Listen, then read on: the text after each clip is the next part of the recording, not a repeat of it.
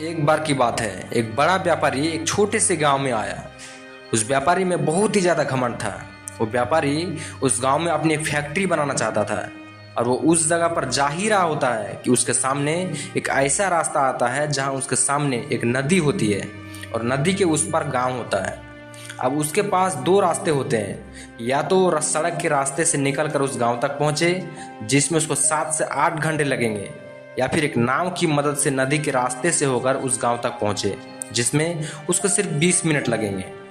उसने अपना समय बचाने के लिए नाव से जाने का फैसला किया। उस वक्त वहाँ एक नाव वाला अपनी नाव लेकर खड़ा था। वो व्यापारी उस नाव में बैठ गया। वो नाव ज़्यादा बड़ी नहीं थी। उस नाव के एक तरफ वो आदमी बैठा था जो नाव चला रहा था और दूसरी तरफ वो व्यापारी बैठा था। नाव में बैठने के कुछ वक्त बाद व्यापारी ने उस नाव वाले से पूछा, तुझे पता है कि इस वक्त तेरी नाव में कौन बैठा हुआ है? ये सुनकर नाव वाले ने बड़े ही भोलेपन से जवाब दिया, नहीं साहब, मुझे नहीं पता कि आप कौन हो। ये सुनकर व्यापारी बोला, अरे तू क्या अखबार नहीं पढ़ता? अखबार में तो हर दूसरे दिन मेरी फोटो आती है। ये सुनकर नाव वाले ने कहा, अरे साहब, मुझे पढ़ाई लिखाई नहीं आती। जब मैं बहुत छोटा था तभी मेरे पिताजी गुजर गए। तब से मैं अपने परिवार को संभालने के लिए काम कर रहा हूँ। तभी मेरा स्कूल छूट गया और मैं पढ़ नहीं पाया।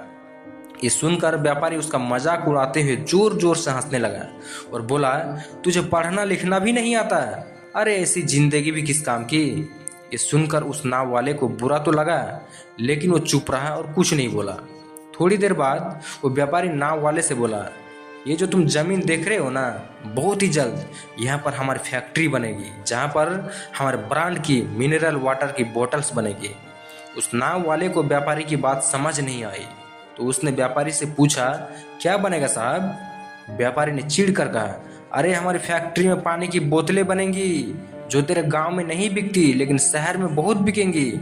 अरे तू कभी शहर तो गया ही होगा ना, तो देखा ही होगा दुकानों पर पानी की बोतलें बिकते हुए। ये सुनकर नाव वाला बोले, अरे साहब, मुझे कैसे पता होगा? मैं तो कभी इस गांव से बाहर गया ही नहीं। उस नाव वाले की बात सुनकर व्यापारी हंसते हुए बोला, तू इस गांव से बाहर तक नहीं निकला? अरे तेरी जिंदगी भी किस काम की? ये सुनकर नाव वाले को बहुत बुरा लगा। उसे सच में लगने लगा कि उसकी ये जिंदगी सच में किसी काम की नहीं है। अपनी सोच की वजह से नाव वाले का ध्यान नाव से हट गया और नाव एक बड़े पत्थर से टकरा गई। उस नाव में पानी भरने लगा। उस जगह पानी बहुत गहरा था और किनारे भी दूर था। नाव वाले को बात समझ आ गई कि अब इस नाव को बचाने का कोई रास्ता नहीं है। ये अपनी जान बचाने के लिए नदी में छलांग लगाने ही वाला था कि उसने व्यापारी से पूछा, साहब, आपको तैरना तो आता है ना?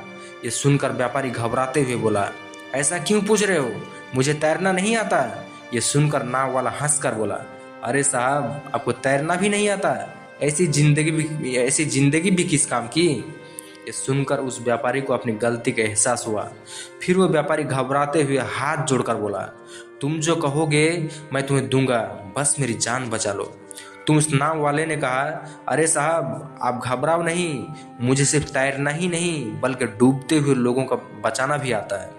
आप बस मुझे कसकर पकड़ लो, मैं आपको किनारे पर ले जाऊंगा। और फिर उस नाव वाले ने सिर्फ अपनी नहीं बल्कि उस व्यापारी की जान भी बचाई। तो दोस्तों, हमें कभी भी किसी का मजाक नहीं उड़ाना चाहिए या फिर किसी को अपने से छोटा नहीं समझना चाहिए, क्योंकि हमें नहीं पता कि कब, कैसे और कहाँ हमें किसकी ज़रूरत पड़ जाए। दोस्तों, अगर इस वीडियो से आपको कुछ समझ आया होगा तो प्लीज़ चैनल को सब्सक्राइब करें, लाइक करें, शेयर